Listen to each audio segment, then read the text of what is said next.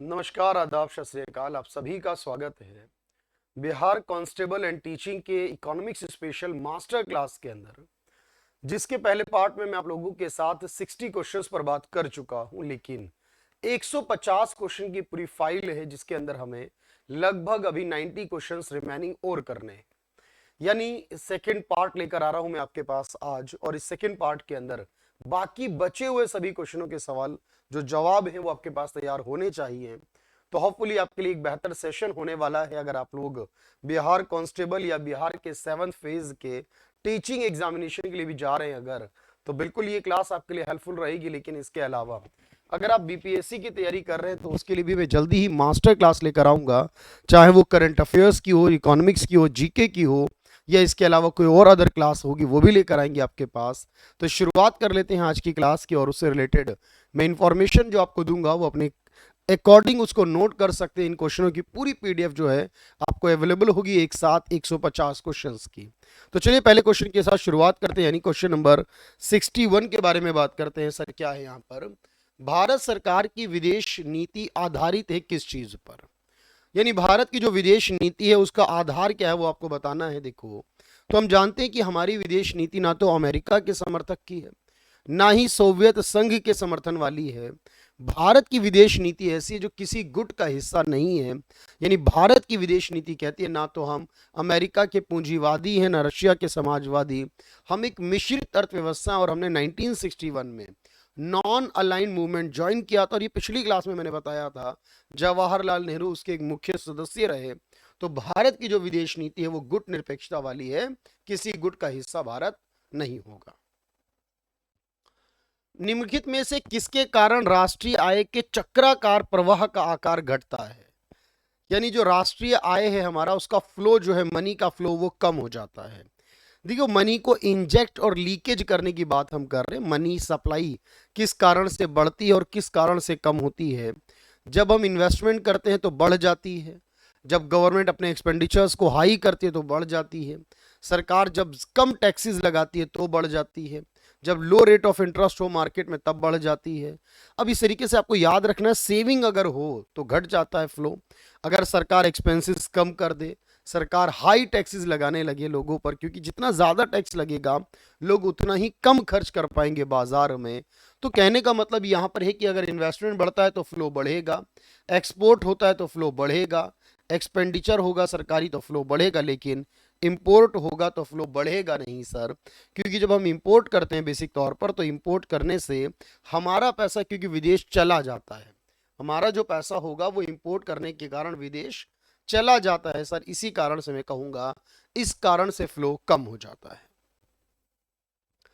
अखिल भारतीय उपभोक्ता मूल्य सूचकांक में सबसे ज्यादा वजन वाला आइटम कौन सा है? वजन मतलब भार वाला आइटम किसका है? देखो, महंगाई को डब्ल्यूपीआई, सीपीआई और आईआईपी तीन तरीके से कैलकुलेट किया जाता है। आईआईपी में 8 कोर इंडस्ट्रीज को लिया जाता है, डब्ल्यूपीआई में सिर्फ गुड्स को लिया जाता है, सीपीआई के अंदर गुड्स और सर्विस दोनों को लिया जाता है। और इसीलिए आपको याद रखना, यहां बात सीपीआई की हो रही है सर, कंज्यूमर प्राइस इंडेक्स की हो रही है। और इस कंज्यूमर प्राइस इंडेक्स के अंदर जितने आइटम्स आते हैं उनमें जो 45% का वेटेज है, 45% का वेटेज जो सबसे ज्यादा है, क्योंकि यहाँ 6 आइटम जो अगर हम बात करें सर, सबको हम सिंपली एवरेज नहीं देते हैं, उनके वेट के हिसाब से उनको एवरेज देते हैं। तो यहाँ फूड एंड बेवरेजेस, ड्रिंक नहीं बोलते, ड्रिंक कह दिया यहाँ पर, लेकिन इसका एग्जैक्टली जो वर्ड है वो है बेवरेजेस। यानी कि फूड एंड बेवरेजेस जो होंगे, खाद्य और पेय पदार्थ जो होंगे, इनका वजन जो होगा, इनका वेटेज जो होगा, इस एवरेज को निकालने के लिए सीपीआई के वो सबसे ज्यादा रहेगा। जबकि डब्ल्यूपीआई में जहां गुड्स होती हैं ओनली सर, वहां मैन्युफैक्चरिंग चीजों का जो वेटेज होता है वो सबसे ज्यादा होता है। ये याद रखना है आपको कि इस तरह का सवाल पूछा जाएगा आपसे। पूर्ण रोजगार प्राप्ति के लिए प्रभावपूर्ण मांग की कमी को किस उपाय से दूर किया जा सकता है? यानी जो मांग की कमी है उसको दूर करने का मतलब सीधा सा लॉजिक है सर, मांग को कैसे बढ़ाया जा सकता है? तो मांग कैसे बढ़ेगी सोचिए, अगर सरकार ज्यादा एक्सपेंडिचर करेगी तो देश में लोगों के पास ज्यादा पैसा होगा और लोग उस पैसे को खर्च करेंगे, डिमांड बढ़ेगी। पहली बात तो सही है सर। दूसरा है इंक्रीज इन टैक्स की बात मैं करूं तो टैक्स बढ़ाने से डिमांड घट जाती है, क्योंकि टैक्स बढ़ाने से लोगों का पैसा सरकार के पास ज्यादा होगा और लोग बाजार में कम खर्च कर पाएंगे, तो इससे तो डिमांड कम हो जाती है सर। डिक्रीज इन इन्वेस्टमेंट, जब इन्वेस्टमेंट कम होगा तो आगे जो क्रिएशन है मार्केट में वो कम हो जाएगा, तो इन्वेस्टमेंट कम होने से भी बाजार में मांग कम होगी।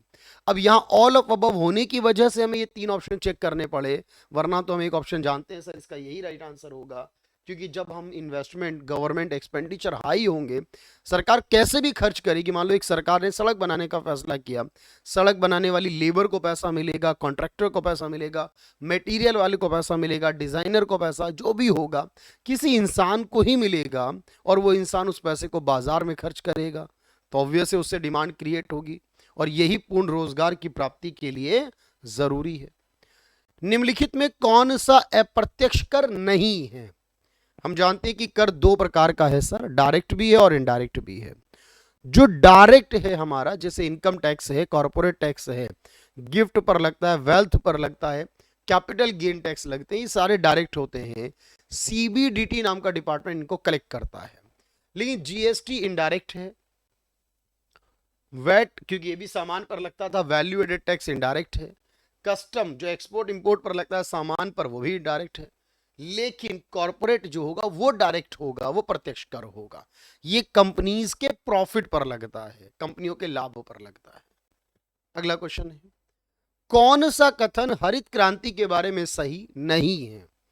यानी हरित क्रांति के बारे में सही नहीं है ये बताना है। इट स्टार्ट, इसका प्रारंभ 1966 में खरीफ ऋतु में हुआ, यानी खरीफ जुलाई में शुरू होती है। इसका प्रारंभ खरीफ सीजन में 1966 में हुआ, तो हाँ ये बात सही है।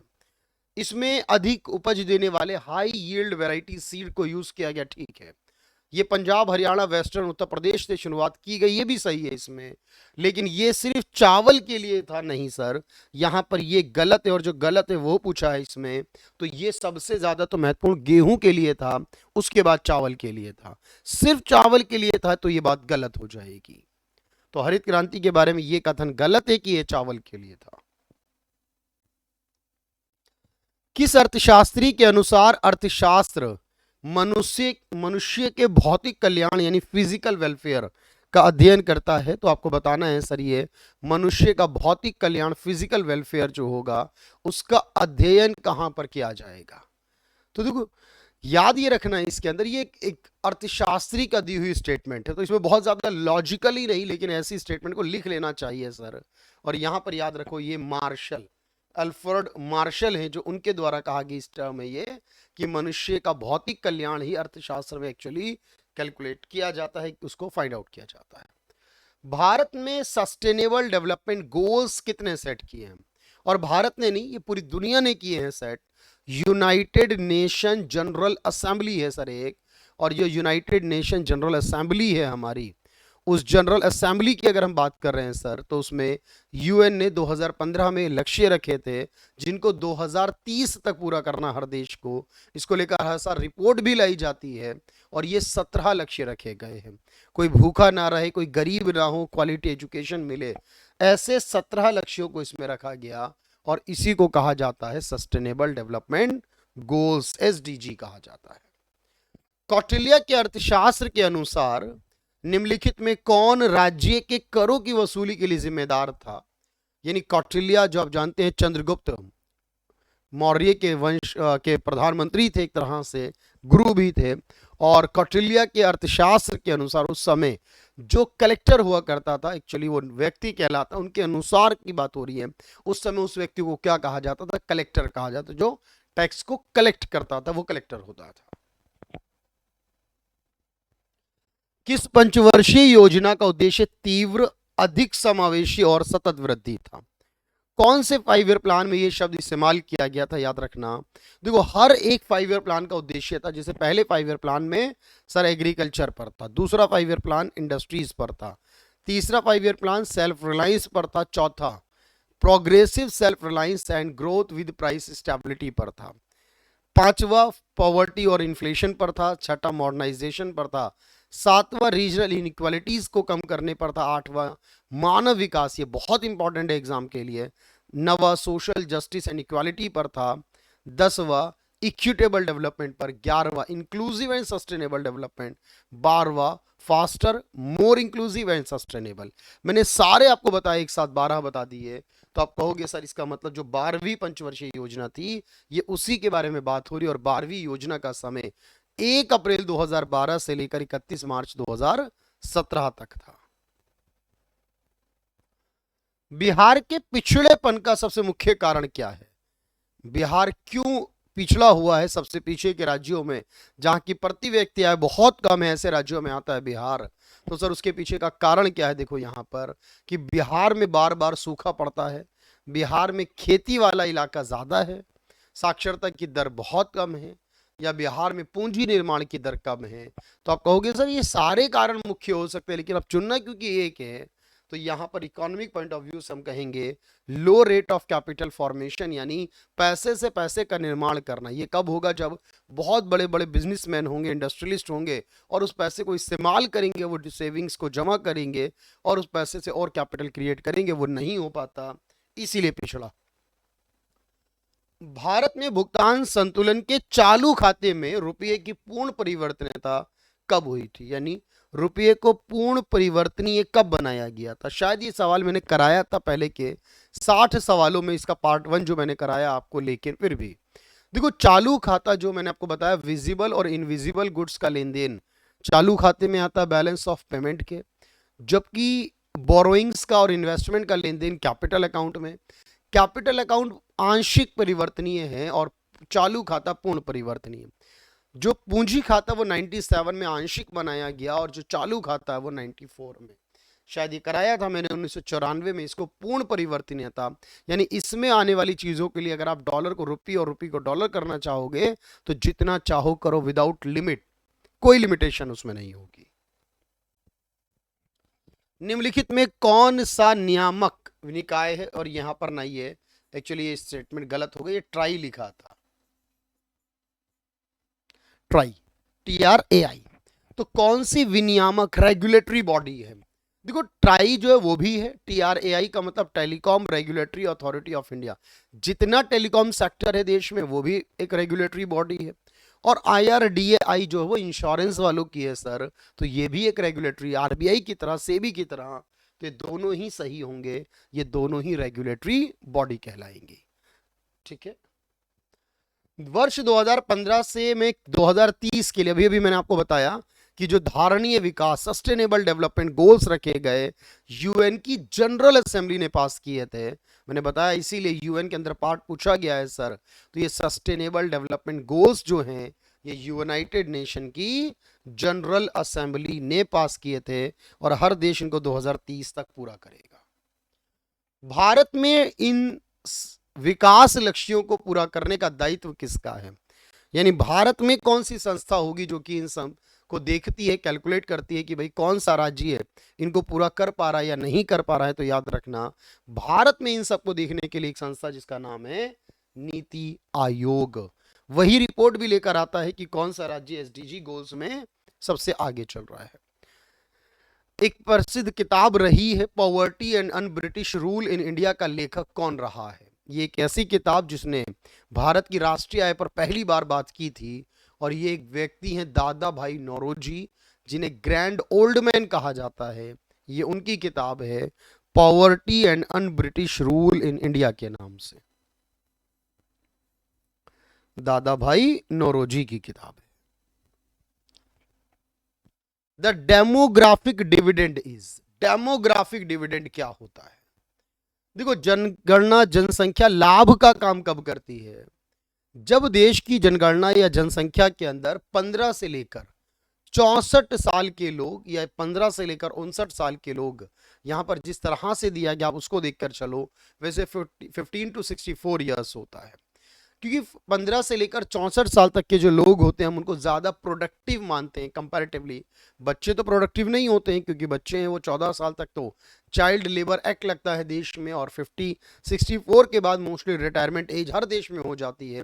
कॉमनली बात अगर पूरी दुनिया की कर रहे हैं सर हम, तो यहाँ पर फिलहाल 15 to 59 दिया है, कोई बात नहीं है सर, 15 to 59 कह लो या 15 to 64 कह लो, जनरली 64 होना चाहिए। और ये सब लोग जो प्रोडक्टिव एज ग्रुप होती है ये अगर ज्यादा, और भारत के केस में यही है, चीन की आबादी दुनिया में सबसे ज्यादा है, लेकिन डेमोग्राफिक डिविडेंड भारत का ज्यादा है, क्योंकि भारत की आबादी मुख्यतः युवा आबादी है। दास कैपिटल पुस्तक का लेखक कौन है? देखो ये सब सवाल पूछे गए आपके एग्जाम में। दास कैपिटल नाम की किताब है, और इस किताब को लिखा है, अगर आप समाजवाद पढ़ते हो और समाजवाद के विचारधारा पढ़ते हो तो हमेशा कार्ल मार्क्स का नाम आता है, और उनकी उस किताब का नाम आता है जो उन्होंने दास कैपिटल के नाम से लिखी है। और इसी किताब के बाद आप जानते हैं व्लादिमीर लेनिन 1917 में रशियन रेवोल्यूशन के बाद जो 1922 में सोवियत संघ का गठन किया था, वो इन्हीं के शिष्य कह सकते हो, इन्हीं की विचारधारा से प्रेरित थे वो कार्ल मार्क्स के थे। कौन? Vladimir Lenin. निम्नलिखित में भुगतान संतुलन को सुधारने में क्या मदद नहीं कर सकता? भुगतान संतुलन सुधारने कब होगा? जब खराब होगा तो सुधरेगा। और खराब कब होगा? सर जब आने वाला कम और जाने वाला ज्यादा हो, इसका मतलब वो खराब है। अब हमें कुछ ऐसा करना है कि आने वाला ज्यादा हो जाए, जाने वाला कम हो जाए। सर डिवैल्यूएशन कर दे तो हाँ बिल्कुल कर दो। डिवैल्यूएशन करने से, करेंसी की वैल्यू को गिराने से एक्सपोर्ट बढ़ता, इससे सुधार आ जाएगा। एक्सपोर्ट पर हाई ड्यूटी लगा दो, नहीं मेरे भाई, एक्सपोर्ट पर अगर आप हाई ड्यूटी लगाओगे तो एक्सपोर्ट नहीं बढ़ेगा, इससे बढ़ेगा, इससे भी बढ़ेगा, इससे भी बढ़ेगा, लेकिन एक्सपोर्ट पर हाई ड्यूटी लगाने से नहीं बढ़ेगा। एक्सपोर्ट पर लगने वाली ड्यूटी को कम करना होता है, इंपोर्ट पर लगने वाली ड्यूटी को ज्यादा करना होता है। वैसे भी एक्सपोर्ट इंपोर्ट दो उल्टे शब्द हैं सर, तो एक दूसरे का रिवर्स मीनिंग डिफाइन करते, तो दोनों पर सेम, पर दोनों पे हाई ड्यूटी करने से तो काम नहीं बनेगा, एक पर हाई तो एक पे लो होनी चाहिए। अगर इंपोर्ट पर हाई ड्यूटी लगाने से बेनिफिट है तो एक्सपोर्ट पर लो लगाने से बेनिफिट बनेगा। तो इंपोर्ट पर, एक्सपोर्ट पर ये दोनों अलग अलग इंफॉर्मेशन याद रखना। तो करेंसी डिवैल्यूएट करने से तो ऐसा होगा। वैश्वीकरण का क्या मतलब है? What is meant by the globalisation? Globalisation का क्या मतलब है? देखो इसका एक मतलब ये रहता है कि हमें दुनिया के बाकी देशों के साथ जुड़ना है। हम हमेशा कहते हैं कि ग्लोबलाइजेशन क्या होगा? जब हम दुनिया के बाकी देशों के साथ एक्सपोर्ट इंपोर्ट करें, एक्सचेंज करें, लेन देन करें, कोई भी काम करें अगर ऐसा, तो हम कहेंगे सर उसको ग्लोबलाइज करना कहा जाता है। जैसे भारत की इकोनॉमी 1992 के बाद इसे हम कह सकते हो कि ग्लोबलाइज हो गई, क्योंकि अब हम भारत जो है वो ज़्यादा अच्छे से काम करता है वर्ल्ड के साथ, क्योंकि पहले हमने बहुत ज़्यादा प्रतिबंध लगाए थे। तो यहाँ पर इकोनॉमी के साथ इंटीग्रेट करना जो होगा वो वैश्वीकरण कहलाएगा। भारतीय अर्थव्यवस्था में परिवहन का मुख्य साधन कौन सा है? Indian economy which is a main mode of transport, तो परिवहन का मुख्य साधन कौन सा है? अब जानते हैं सर, इसमें रेलवे, एयरवेज, वाटर मार्ग, रोडवेज, और ये सारे ही माध्यमों में रेलवे और रोडवेज की ही बात करो। एयरवेज तो मुख्य नहीं है, वाटरवेज मुख्य नहीं है भारत में, तो रोडवेज यानी सड़क के माध्यम या रेलवेज के माध्यम से होगा यहाँ पर, तो ये मुख्य साधन माना जाएगा। अंतरराष्ट्रीय व्यापार में डंपिंग शब्द क्या होता है? देखो डंपिंग के बारे में मैं हमेशा बात करता हूं कि चाइना भारत में डंपिंग करता, आप समझ जाओ सेंस क्या है। जब चाइना जानबूझकर अपने प्रोडक्ट को जो चाइना के बाजार में महंगे हैं लेकिन भारत के बाजार में सस्ते करके बेचता है, जब चाइना जानबूझकर अपने प्रोडक्ट को भारत के बाजार में सस्ता करके बेचता है सर, तो उसी को डंपिंग करना कहते हैं, ताकि वो भारत के बाजार पर अपना नियंत्रण कर सके, अपना कंट्रोल कर सके, मार्केट को अपने कंट्रोल में ले सके, इसीलिए वो ऐसा करता है। और इसीलिए हमने कहा सर अगर कोई भी गुड्स जो एक्सपोर्ट करने वाला सामान है वास्तविक लागत से कम पर, या अपने घरेलू बाजार जिसमें बेचता उससे कम पर बेचे, अगर सस्ता करके बेचे, और उसी को कहा जाता है एक्चुअली कॉस्ट से बिलो करके बेचे, जितना वो अपनी घरेलू बाजार में बेचता, वो डंपिंग होती है। उपभोक्ता सुरक्षा कानून 1986 जो लाया गया था, कंज्यूमर राइट एक्ट 1986 लाया गया था, जो कंज्यूमर प्रोटेक्शन एक्ट के नाम से, वो क्या प्रोवाइड करता है? देखो ग्राहकों के साथ किसी भी तरह का बेईमानी ना हो, उसके पास कोई भी तरह की शिकायत हो तो उसको दूर किया जाए, उसके साथ कोई भी अलग अलग प्रकार के उसकी कार्रवाई है अगर तो उसकी सुनवाई की जाए। तो ग्राहकों से संबंधित जो अधिकार हैं, जो कंज्यूमर राइट्स कहलाते हैं हमारे, इस कानून में कहा गया कि उनको कंज्यूमर को डिसऑनेस्टी से, उनको सुरक्षा से, उनकी समस्याओं को समाधान करने से, इन सब से रोका बचा बनाया जाए, बेहतर किया जाए। और ये सभी चीज़ें जो हैं ये कंज्यूमर प्रोटेक्शन एक्ट 1986। वैसे याद रखना, कंज्यूमर प्रोटेक्शन एक्ट को अपडेट करते हुए 2019 भी लाया जा चुका है, 2019 लाया जा चुका है। तो पुराना कानून को अपडेट करके 2019 कर दिया गया। सस्टेनेबल डेवलपमेंट का क्या मतलब होता है? अब देखो, हम बार बार ये कर रहे हैं सर, एसडीजी से 17 हैं, वर्ल्ड में होते हैं, इंडिया में इसे नीति आयोग करता है। ऐसा डेवलपमेंट जिससे पर्यावरण का नुकसान ना हो, जिससे वर्तमान और भविष्य दोनों को बैलेंस किया जा सके, जिससे पर्यावरण दूषित हो नहीं सर, गलत हो जाएगा, दूषित नहीं करना, जिससे पर्यावरण को कोई नुकसान ना पहुंचे, जिससे वर्तमान और भविष्य की दोनों की चीज जो जरूरतें हैं वो पूरी की जा सके, वो सस्टेनेबल डेवलपमेंट है। नीति आयोग के अध्यक्ष कौन होते हैं? तो हमेशा याद रखो सर, एक प्लानिंग कमीशन था पहले और उसकी जगह अब नीति आयोग बना। तो प्लानिंग कमीशन था, नीति आयोग बना, और एनडीसी होता था एक। ये क्योंकि प्रधानमंत्री ने बनाया तो इसका अध्यक्ष हमेशा प्रधानमंत्री होगा। मतलब कहने का है कि सर, कांस्टेबल लेवल पर इतना आसान भी सवाल दिखा हमें और इतना मुश्किल सवाल भी दिखा जो एसएससी और यूपीएससी वाला भी ना कर पाया, उस सवाल को भी देखा है हमने इसके अंदर अभी। चलिए आगे देखते हैं सर और क्या आता है इसमें।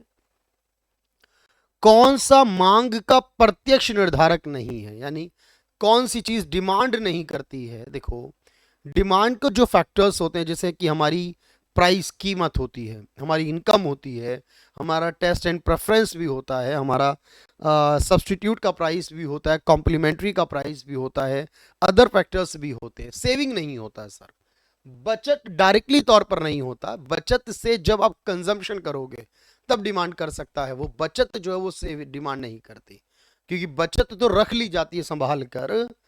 याद रखिए भाई, विकासशील देशों में कौन सी समस्या सही नहीं है? इनमें कौन सी समस्या नहीं है? यहां पर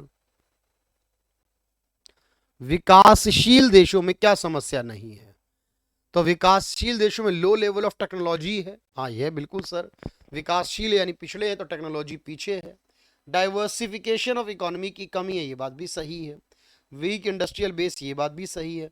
वृद्धावस्था वाली आबादी का उच्च अनुपात है। सर, आबादी का लेने से न लेने से विकासशील का कोई लेना देना नहीं है, क्योंकि विकासशील इकोनॉमी का आधार पर होगा। अब ये नहीं कि कोई विकासशील है तो वहाँ ओल्ड एज पॉपुलेशन ही ज्यादा होगी। भारत विकासशील है लेकिन भारत में तो ओल्ड एज पॉपुलेशन ज्यादा नहीं है। फिर पॉपुलेशन ज्यादा कौन सी है कौन सी नहीं वो अलग मैटर है। विकासशील इकोनॉमिकल टर्म्स में है, और इकोनॉमिकल टर्म्स का मतलब है वहाँ टेक्नोलॉजी पीछे है, डाइवर्सिफिकेशन ऑफ इकोनॉमी पीछे, यानी बहुत ज़्यादा इकोनॉमी में ऑप्शंस अवेलेबल नहीं है, और इंडस्ट्रीज जो बेस है वो बहुत पीछे होगा। गृहस्थियों द्वारा खरीदी गई सीपीआई को मापने वाला एक सूचकांक कौन सा? अभी अभी मैंने इस सवाल को कराया दूसरे एंगल से कि सीपीआई जो होता है सर, जिसमें गुड्स और सर्विस दोनों होती हैं, जो कंज्यूमर को इंपैक्ट करता है, मुझे और आपको इंपैक्ट करती है महंगाई, वही तो सीपीआई होती है। जिसमें मैंने आपको बताया फूड एंड बेवरेजेस, खाद्य और पेय पदार्थ 45% लगभग वेटेज के साथ सबसे ज्यादा भारित सामान होता है सर वो, जबकि डब्ल्यूपीआई होलसेल वाला सिर्फ गुड्स को इंक्लूड करता है। ह्यूमन डेवलपमेंट इंडेक्स तो महंगाई को मापता ही नहीं है सर। अल्पाधिकार में क्या होता है? अल्पाधिकार, माइनॉरिटी गलत हो गया, ये अल्पाधिकार। एक्चुअली ये एकाधिकार होना चाहिए, मुझे लगता है शायद ये अल्पाधिकार है।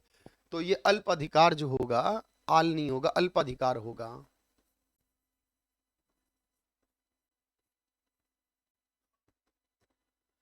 तो इसे माइनॉरिटी नहीं कहेंगे, ओलिगोपोली कहेंगे। अल्पाधिकार को हिंदी में ओलिगोपोली या इंग्लिश में कहेंगे। ऐसा वेंडर जहां पर कुछ विक्रेता होंगे, जहां कुछ विक्रेता होंगे, कुछ सेलर होंगे, यहां वेंडर की जगह सम सेलर कह लीजिए, ज्यादा बेटर होगा। जहां एक सेलर होगा, जहां कुछ सेलर्स होंगे, जहां दो सेलर होंगे, जहां 3 सेलर्स होंगे, इस तरह कह लीजिए, ज्यादा बेहतर वर्ड आएगा। तो आपने कहा सर यहां जहां कुछ होंगे, यानी 2 से अबव होंगे लेकिन कुछ होंगे, ऐसे बाजार को ओलिगोपोली, जहां एक होगा मोनोपोली, दो होंगे डिओपोली और दो से ज्यादा कुछ तो ओलिगोपोली। एक खरीदने वाला मोनोप्सोनी, दो खरीदने वाले डिओप्सोनी, दो से ज्यादा कुछ खरीदने वाले ओलिगोप्सोनी हो जाएंगे तब। ठीक है। भारत में राष्ट्रीय आय का आकलन किया जाता है किसके द्वारा? देखो, राष्ट्रीय आय जो निकलती है हमारे पास, सबसे पहले उसकी गणना दादा भाई नौरोजी ने की थी, लेकिन अभी एनएसओ या सीएसओ भी कहते हैं कई बार सर, वो कैलकुलेट करता है। अब इसके लिए हमारे पास एक्सपेंडिचर मेथड होता है, प्रोडक्ट मेथड और इनकम, तीन मेथड होते हैं। पर भारत के सेंस में क्योंकि बात चल रही है, तो भारत में इसके लिए हम प्रोडक्ट और इनकम दो मेथड को यूज करते हैं। भारत में अगर पूछे कौन सा नहीं करते, क्वेश्चन को ऐसे बनाया जाए, भारत में कौन सा मेथड यूज नहीं किया जाता है जनरली, तो एक्सपेंडिचर मेथड भारत में नहीं होता, प्रोडक्ट और इनकम मेथड भारत में यूज किए जाते हैं। किसी फर्म के लिए अल्पकाल में नियत लागत क्या होगी? फिक्स्ड कॉस्ट क्या होगी? देखो, फिक्स्ड कॉस्ट का मतलब क्या होता है सर? ऐसी कॉस्ट जो चेंज ना हो वो फिक्स्ड होती है, जो चेंज ना हो वो फिक्स होती है। जैसे फैक्ट्री का किराया आपका फिक्स है, सेल्समैन को जो सैलरी देनी है वो फिक्स है, मान लो कोई काम की। अब जो चीजें फिक्स हो गई, तो जो ऑलवेज फिक्स्ड होगी, ऑलवेज स्टेबल होगी, ऑलवेज फिक्स्ड होगी, तो सर वही तो नियत लागत होगी, वही तो फिक्स्ड कॉस्ट होगी। ठीक है, फिक्स्ड कॉस्ट जो होगी वो हमेशा सेम रहती है। निम्नलिखित में से कौन सा आयोग संवैधानिक निकाय नहीं है, संविधान में नहीं है? फाइनेंस कमीशन संविधान में है, आर्टिकल 280 में है। यूपीएससी संविधान में है, आर्टिकल 315 में है। इलेक्शन कमीशन संविधान में है, 324 आर्टिकल में है। लेकिन एसएससी जो है, स्टाफ सिलेक्शन कमीशन, ये हमारे संविधान का पार्ट नहीं है सर। भारत में 14 प्रमुख बैंकों का राष्ट्रीयकरण किस वर्ष में किया गया था? पहली बार जब 14 प्रमुख बैंकों का राष्ट्रीयकरण प्रधानमंत्री इंदिरा गांधी ने कराया, तो कौन सा वर्ष था याद रखना?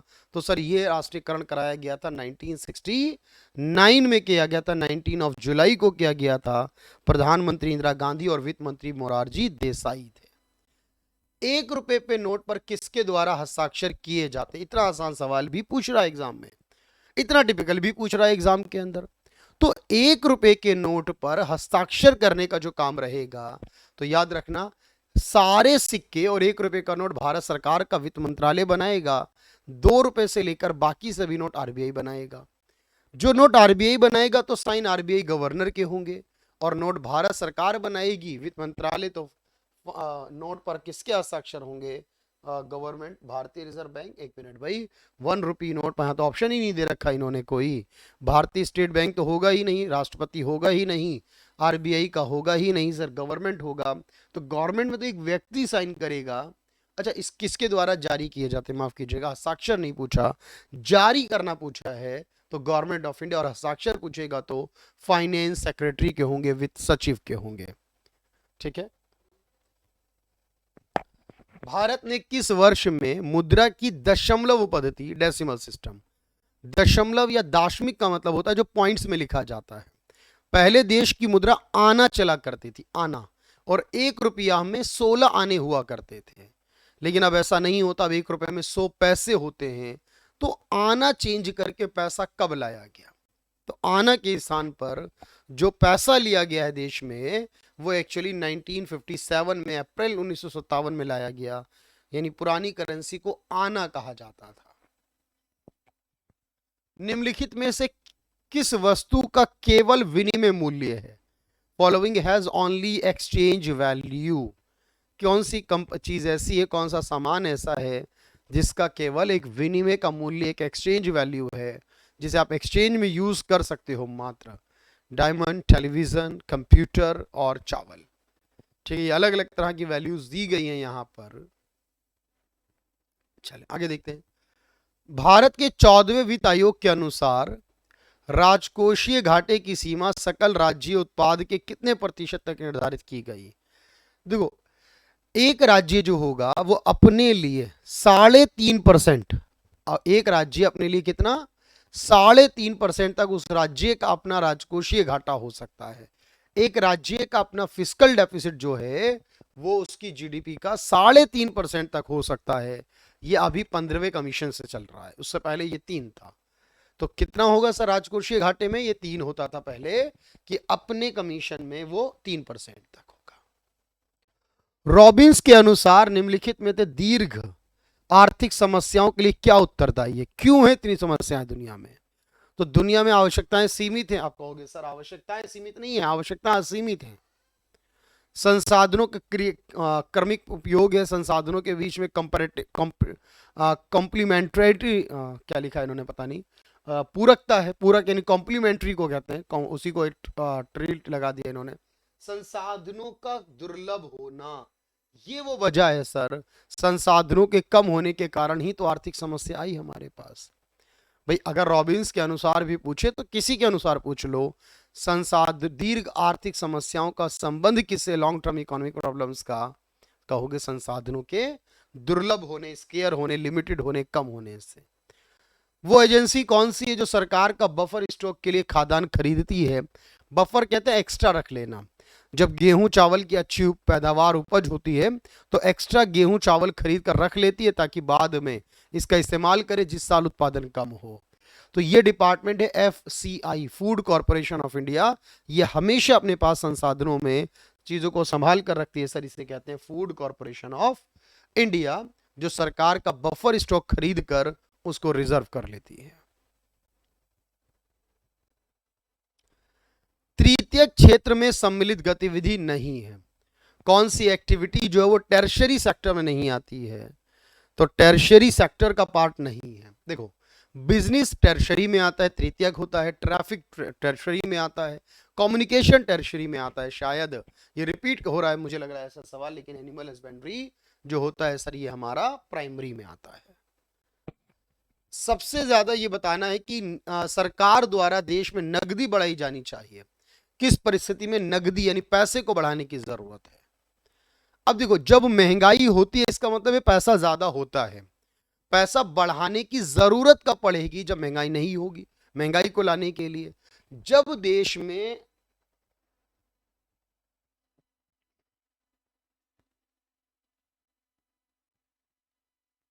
डिफ्लेशन हो, जब देश में अविस्फीति हो, मुद्रा विस्फीति हो, डिफ्लेशन हो। सर इस डिफ्लेशन को दूर करने के लिए हमें पैसे को ज्यादा रखना पड़ेगा, और ज्यादा पैसा आएगा तो डिफ्लेशन दूर होकर इन्फ्लेशन आ जाएगा। इसलिए डिफ्लेशन केस में सरकार को नकदी बढ़ाने की आवश्यकता होती है, बढ़ाना चाहिए। मुद्रास्फीति की स्थिति का क्या मतलब होता है? देखो मुद्रास्फीति का मतलब यह है जब लोगों के पास पैसा ज्यादा हो जाए या लोगों के पास जो सामान अवेलेबल है उससे ज्यादा वो डिमांड करने लगे। बात समझ रहे हो? सामान जितना अवेलेबल है मार्केट में उससे ज्यादा वो डिमांड करने लगे। वस्तु की उपलब्धता के सापेक्ष क्रेता जो है वो अधिक मांग करने लगे। ये बात समझ में आ रही होगी सर। यानी जितनी वस्तु उपलब्ध है उसके हिसाब से ज्यादा मांग हो तो फिर वो महंगाई को बढ़ देती है।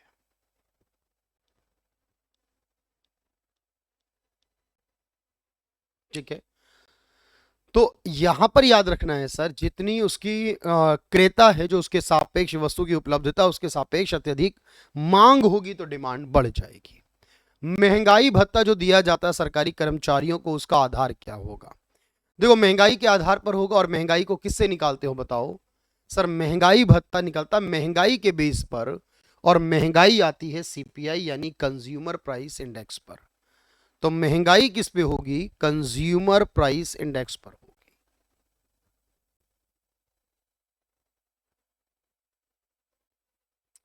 निम्नलिखित में कौन बाजार संरचना में फर्म कीमत पर नियंत्रण नहीं करती? वो कौन सा बाजार है जो कीमत को कंट्रोल नहीं करता? देखो हमारे पास कई बाजार है, लेकिन एक ऐसा बाजार जिसमें सारे प्रोडक्ट सेम मिलते हैं। बहुत सारी कंपनियां, मैनी सेलर मैनी बायर होंगे, लेकिन सब लोग जो होंगे वो सेम प्रोडक्ट को सेल करेंगे। आप कहोगे सर ये कौन सा बाजार है जहां प्रोडक्ट को सेम पर सेल किया जाएगा? तो ऐसा बाजार जहां सेम प्रोडक्ट मिलते हैं उसे परफेक्ट कंपटीशन। और ऐसे बाजार में जो कीमत होती है ना वो इंडस्ट्री तय करती है, फर्म तय नहीं करती है। क्योंकि इसलिए कहते हैं industry are price maker and firms are the price taker.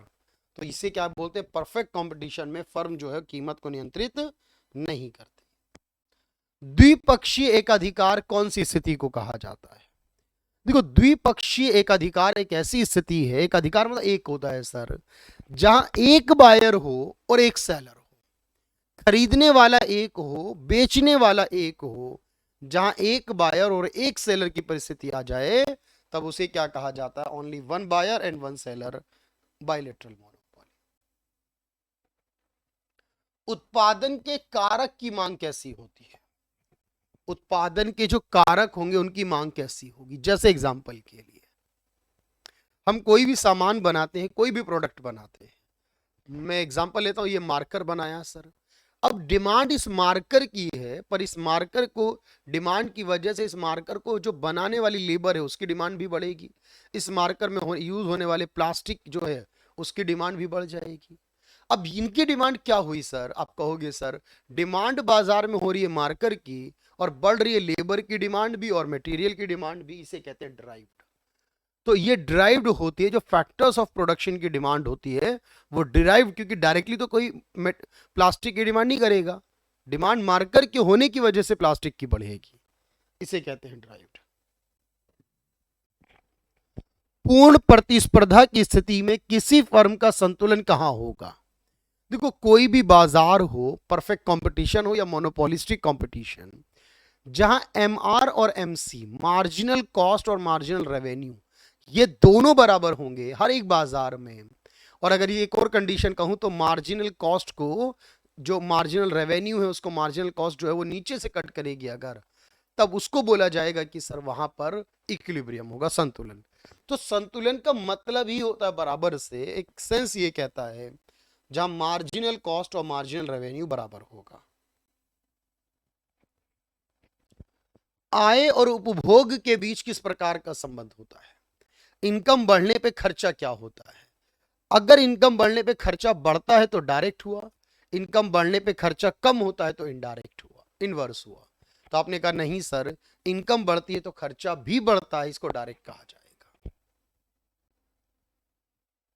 अर्थव्यवस्था में जो अनावश्यक नियंत्रण हो उसको हटा दिया जाए तो उसे क्या कहोगे? अर्थव्यवस्था को अनावश्यक नियंत्रण और विनियमन से मुक्त कर दिया जाए, फ्री कर दिया जाए इकोनॉमी को, free from the freeing the economy from unnecessary control and regulation is called liberalization। इसी को क्या कहते हैं हम? इसी को लिबरलाइजेशन कहा जाता है, इसी को लिबरलाइजेशन कहा जाता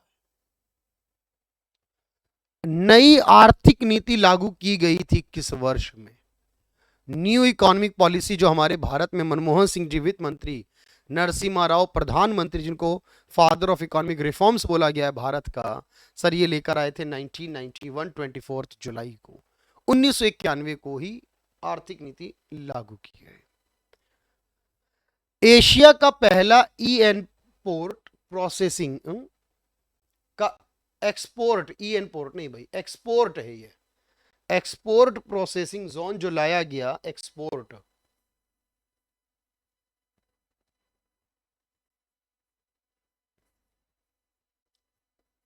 ईपीजेड, export processing zone,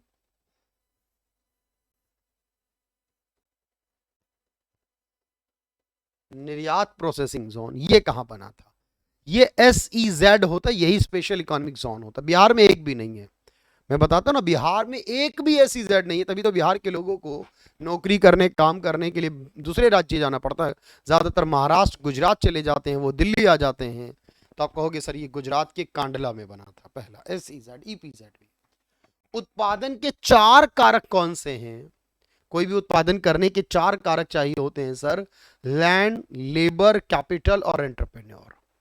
land, labour, capital और एंटरप्रेन्योर। तो यहां पर लैंड, लेबर, कैपिटल, ऑर्गेनाइजेशन दे दिया इन्होंने, वैसे भी यहां पर और बाकी ऑप्शन कोई बन नहीं रहा सर। तो लैंड, लेबर, कैपिटल और ऑर्गेनाइजेशन या एंटरप्रेन्योर कह सकते हो आप। भारत में योजना अवकाश के नाम से किन वर्षों को जाना जाता है?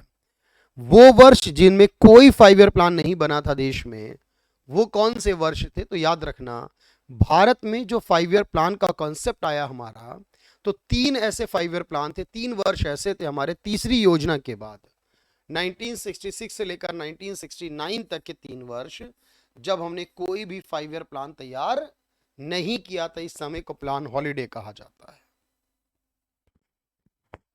डिसइन्वेस्टमेंट का मतलब क्या होता है? विनिवेश का मतलब क्या होता है? देखो, विनिवेश का मतलब यह है कि जब सरकार अपने शेयर्स को, अपनी कंपनीज के, सरकारी कंपनीज जो हैं उसके शेयर की बात करता हूं मैं, तो सरकार अपनी सरकारी कंपनियों के शेयर्स को सेल करती है, तब उसे क्या कहा जाता है सर? उसी को विनिवेश करना। सरकार द्वारा अपनी कंपनियों के शेयर निजी कंपनियों को बेच देना, ये सेलिंग ऑफ गवर्नमेंट कंपनीज के शेयर प्राइवेट को सेल कर देना, ये कहलाता है विनिवेश करना। विजुअल इंपोर्ट और visual import, visual import and visual import नहीं, एक्सपोर्ट एंड विजुअल एक्सपोर्ट।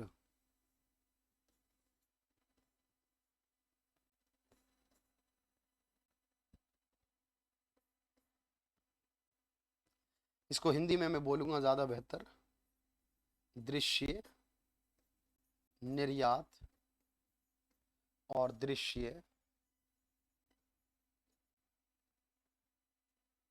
आयात।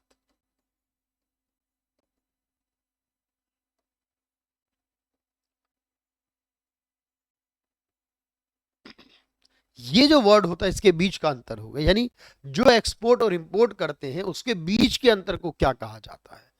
तो एक्सपोर्ट और इंपोर्ट जो होता है मेरे दोस्त, उसके डिफरेंस को हम बैलेंस ऑफ ट्रेड कहते हैं, उसके डिफरेंस को बैलेंस ऑफ ट्रेड कहा जाता है सर। अर्थव्यवस्था को अनावश्यक नियंत्रण से मुक्त करना, ये शायद सवाल रिपीट हो रहा है हमारा, रिपीट हो गया है सवाल, कोई बात नहीं भाई, और हम जानते हैं सर इसका आंसर लिबरलाइजेशन है।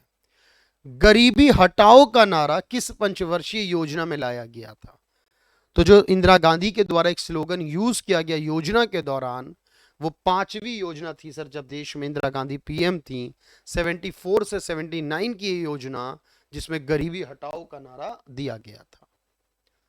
भारत ने पहली पंचवर्षीय योजना में किसे प्राथमिकता दी थी? तो जो भारत में पहली पंचवर्षीय योजना, उसमें एग्रीकल्चर और इरिगेशन, कृषि और सिंचाई व्यवस्था पर फोकस किया गया था। वाणिज्यिक बैंकों में जो प्राथमिक क्षेत्रों को ऋण दिया जाता है वो मुख्यतः किस लिए दिया जाता है? याद रखना, देखो याद रखो, प्राथमिक क्षेत्र का मतलब ये है जिसको लोन देना बैंक के लिए मैंडेटरी है सर। ऐसा क्या है यहां पर देखो, तो बैंक वाला लोन देता ही देता है जो जनरली तौर पर वो एग्रीकल्चर एंड स्मॉल इंडस्ट्रीज को देता है।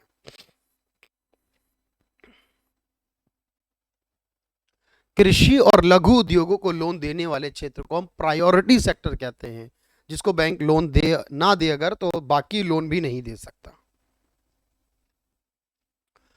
इकोनॉमिक प्लानिंग कौन से विषय में आता है? ये कौन से विषय का हिस्सा है?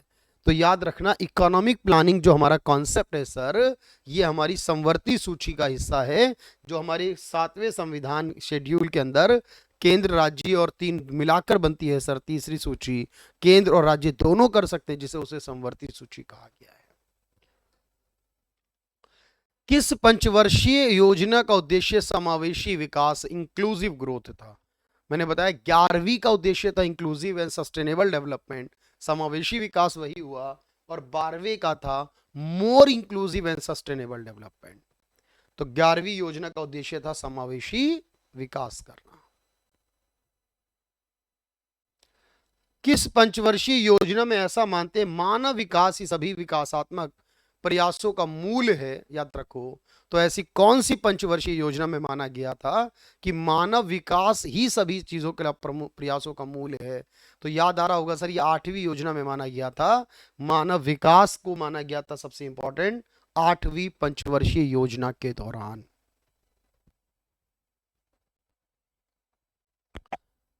ऐसी वस्तुएं जिनका उपभोग कीमत के बढ़ने पर बढ़ जाए उनको क्या कहा जाता है? अगर कोई चीज महंगी हो और उसके साथ साथ उसकी डिमांड भी बढ़ जाए, कीमत बढ़ने पर जिसकी डिमांड बढ़ जाए सर, वो नॉर्मल तो नहीं है। नॉर्मल में तो कीमत के बढ़ने पर डिमांड कम होने का प्रावधान होता है। ऐसी वस्तुओं को घटिया या गिफन गुड्स कहा जाता है, जहां कीमत बढ़ने पर डिमांड बढ़ जाती है। किसी वस्तु की मांग की वृद्धि का मतलब क्या होता है? किसी वस्तु की मांग की वृद्धि किस कारण से होती है? देखो, मांग बढ़ेगी जब उसकी इनकम बढ़ेगी। मांग बढ़ेगी जब उसकी कीमत कम होगी, ये बात याद रखना।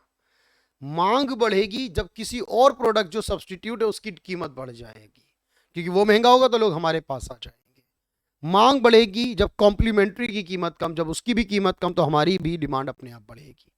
तो आपने कहा सर इनकम इंक्रीज हो, लेकिन इन लो क्वालिटी गुड्स में तो ये नहीं होगा, ये भी नहीं होगा, ये भी नहीं होगा, ये आंसर करेक्ट होगा। क्योंकि सब्स्टिट्यूट, जैसे चाय और कॉफी, मैं अपने आप को चाय मान लेते हैं खुद की प्रोडक्ट को, अब कॉफी की कीमत बढ़ेगी तो उसके कारण हमारी चाय की डिमांड बढ़ेगी। तो मांग में वृद्धि का कारण क्या हुआ, जब प्राइस ऑफ सब्स्टिट्यूट जो हो वो इंक्रीज हो अगर, तो उसके कारण से हमारी डिमांड बढ़ जाएगी। IRDAI जो इंश्योरेंस कंपनियों को रेगुलेट करने वाली संस्था, ये कब किस वर्ष में बनी थी?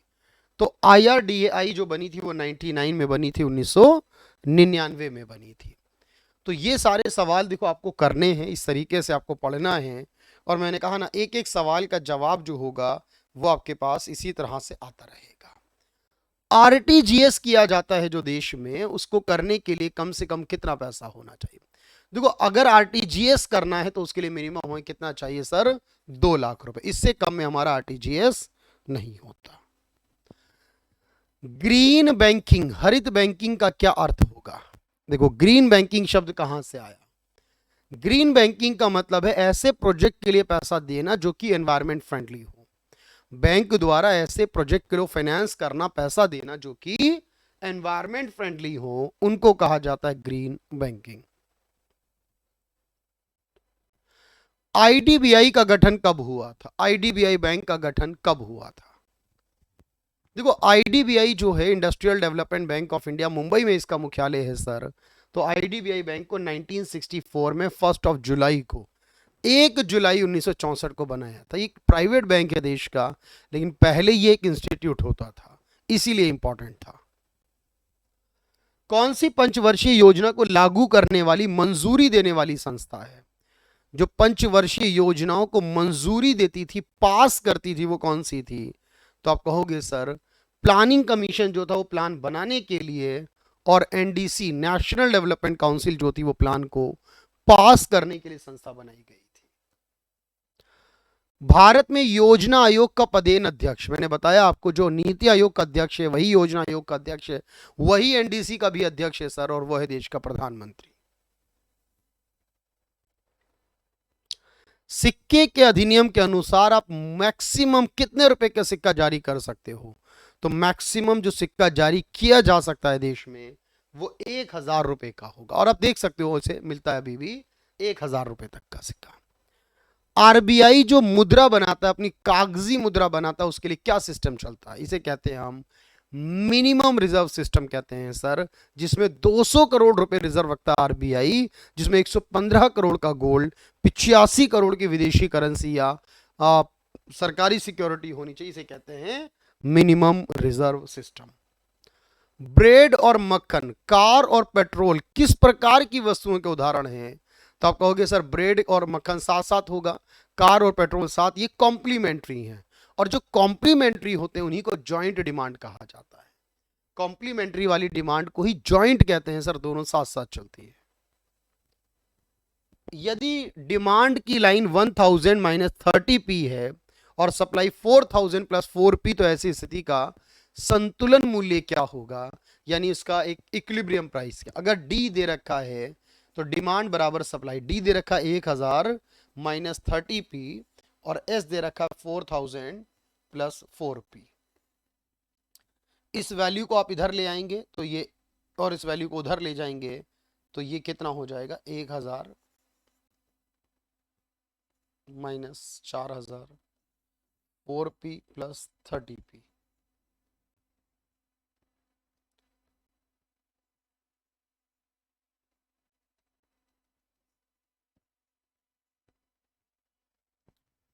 क्वेश्चन में शायद कुछ गड़बड़ लग रही है, मुझे कुछ डाउट लग रहा है इस सवाल में, क्योंकि स्टेटमेंट में कुछ गड़बड़ लग रही है भाई। 1000 माइनस 30p, 4000 प्लस 4p, ये दोनों बिल्कुल हो गए यहाँ पर, और ये 30p उधर जाने के बाद ऐड हो जाएगा 4p के साथ, और वो इधर आने के बाद 4004, 3000 को 4 से 34 से डिवाइड करेंगे तो आंसर तो कुछ गड़बड़ आ रहा है भाई इसमें, बट होपफुली जो भी कैलकुलेशन होगी, लेकिन आपको ये पता है कि सर इन दोनों वैल्यू को कैसे करना है, दोनों को इक्वली रखना है, उनको बाद पी एक तरफ की बाकी नॉर्मल वैल्यू एक तरफ जाएंगी, उसके बाद डिवाइड करके पी की वैल्यू आ जाएगी। तो मुझे लग रहा है क्वेश्चन के हिसाब से तो पी की वैल्यू यहाँ पर कुछ बन नहीं पा रही है सर, ना 150 ना 150 ना 200, तो हो सकता है यहाँ कुछ गड़बड़ हो क्वेश्चन में, शायद 1 0 लिखना भूल गए हूँ, तो ऐसा हो सकता है नो डाउट। तो ये 10,000 6,000 में से कुछ होगा फिलहाल, ठीक है। चलिए भाई, हस्तक्षेप नीति नॉन इंटरवेंशन पॉलिसी जो होती है वो कौन सी अर्थव्यवस्था से संबंधित है? नॉन इंटरवेंशन कहते हैं पूंजीवादी के अंदर, जहां सरकार कोई इंटरफेयर नहीं करती, कोई हस्तक्षेप नहीं करती, लेसेस फेयर शब्द कहते हैं इससे। तो अहस्तक्षेप नीति का संबंध किससे होगा? पूंजीवादी से होगा। भारतीय अर्थव्यवस्था को सबसे उपयुक्त किस रूप में वर्णित किया जाता है? भारत को तो मिश्रित अर्थव्यवस्था के रूप में वर्णित किया जाता है। किस बैंक को अंतिम उपाय का ऋणदाता कहा जाता है? तो देखो आरबीआई को कहा जाता है। जब बैंक संकट में हो तो उसको फाइनेंस करने वाला जो होता है वो हमेशा आरबीआई। तो जब कोई बैंक संकट में हो तो उसको आरबीआई करता है, सेंट्रल बैंक करता है सर।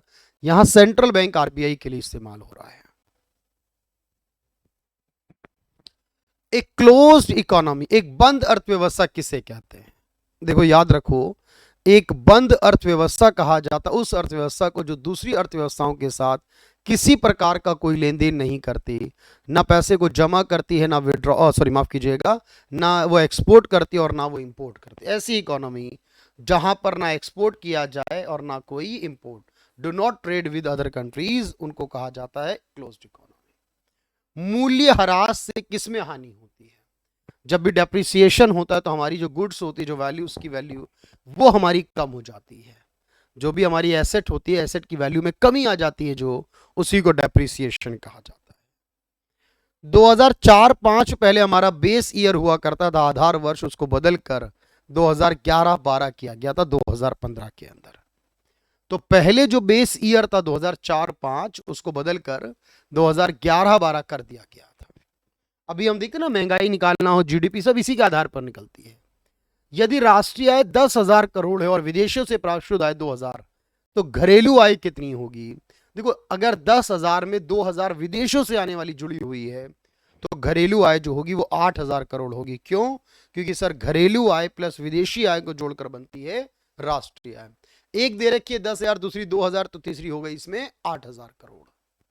12 नहीं होगी, याद रखना, 8,000 करोड़। राष्ट्रीय आय का क्या मतलब है? राष्ट्रीय आय का मतलब है एक वर्ष के दौरान, हमेशा एक साल के अंदर, एक देश के अंदर जो इनकम हम अर्न करते हैं, एक देश के द्वारा जितनी भी हम वस्तुओं का उत्पादन करते हैं एक्चुअल में, उन सभी का वस्तु और सेवाओं का जो मूल्य बनता है सर एक साल के अंदर, उन सभी के मूल्य को हम राष्ट्रीय आय कहते हैं। अगर कोई कंपनी 1,000 रुपए के शेयर किसी व्यक्ति को बेचे तो इससे क्या होगा? देखो, शेयर बाजार की इनकम राष्ट्रीय आय का हिस्सा नहीं होती, सीधी बात है। ना जीडीपी का, ना प्रति व्यक्ति का, ना राष्ट्रीय का, जीएनपी का, एनडीपी, किसी का नहीं। तो जब राष्ट्रीय आय से किसी को 1,000 मिलेंगे भी अगर, तो आप कहोगे no effect on GDP, GDP पर इसका कोई प्रभाव नहीं पड़ेगा, कोई इंपैक्ट नहीं होगा, नन ऑफ दिस जाएगा। एक निश्चित बिंदु के बाद घाटे का वित्त पोषण निश्चित रूप से कहां ले जाता है? घाटे की वजह से, देखो घाटा होगा बजट में तो उधार लेंगे, उधार निश्चित समय तक लिया तो डेवलपमेंट है, लेकिन उसके बाद अगर लिया तो कहां ले जाएगा हमें? तो एक निश्चित समय के बाद अगर घाटा हो तो वो हमें इन्फ्लेशन की तरफ ले जाएगा, क्योंकि ज्यादा पैसा लेने से महंगाई बढ़ जाएगी। एक इकोनॉमी में, एक इंडस्ट्री में, एक इकोनॉमी में 50% अगर प्रोडक्ट कहां से आता हो जो उसको औद्योगिक माना जाए, किसी भी क्षेत्र का अगर 50% सेकेंडरी सेक्टर से आता हो, द्वितीय क्षेत्र से आता हो, तो उसको हम औद्योगिक इकोनॉमी कह देते हैं। कौन सा सरकार का विकास व्यय में नहीं गिना जाता? किस व्यय को विकास व्यय नहीं माना जाएगा? किसी प्रकार का विकास नहीं है। देखो, राज्यों को जो अनुदान दिया गया वो भी विकास नहीं है, जो सामाजिक सेवाओं पर किया गया वो भी नहीं है, जो रक्षा व्यय किया गया वो भी नहीं है, इकोनॉमिक सर्विस पे किया गया वो विकास है। तो कौन सा विकास व्यय गिना जाता, ये कर लो यहां पर, इज ए काउंटेड, तो आप कहोगे आर्थिक सेवा पर क्या गया विकास होगा, लेकिन बाकी से विकास नहीं होगा। भारत की जीडीपी में किस क्षेत्र की हिस्सेदारी सबसे ज्यादा, ये मैं करा चुका हूं। भारत की जीडीपी में सबसे ज्यादा हिस्सेदारी टर्शरी की है, सर्विस की है। जब दो वस्तुएं जिनकी आपूर्ति सीमित और दुर्लभ हो वो क्या कहलाती हैं, ऐसी गुड्स जिनकी आपूर्ति लिमिटेड और स्केयर हो सर, उनको हम इकोनॉमिक गुड्स कहते हैं। इकोनॉमिक का मतलब ही होता है लिमिटेड और स्केयर होना। राष्ट्रीय दृष्टिकोण से सूक्ष्म अर्थशास्त्र का दृष्टिकोण है। देखो बीएसएनएल में मान लो कोई बात चलिए सूक्ष्म है, अनएम्प्लॉयमेंट जो है, बेरोजगारी और महंगाई जो है सर, ये मैक्रो है। इसमें ये पूछा है माइक्रो और मैक्रो। बीएसएनएल एक कंपनी, मैंने कहा एक व्यक्ति, एक कंपनी, एक इंडस्ट्री, एक फर्म, जहां बात एक की होगी वो माइक्रो होगा, जहां बात सब की होगी वो मैक्रो होगा। और समष्टि का संबंध किससे होगा, तो आपने कहा सर यहां प्राइस एक का होता है, फर्म एक होती है, इकोनॉमिक डिमांड की बात हो रही है सर, डिमांड के बाद राष्ट्रीय आय के बारे में।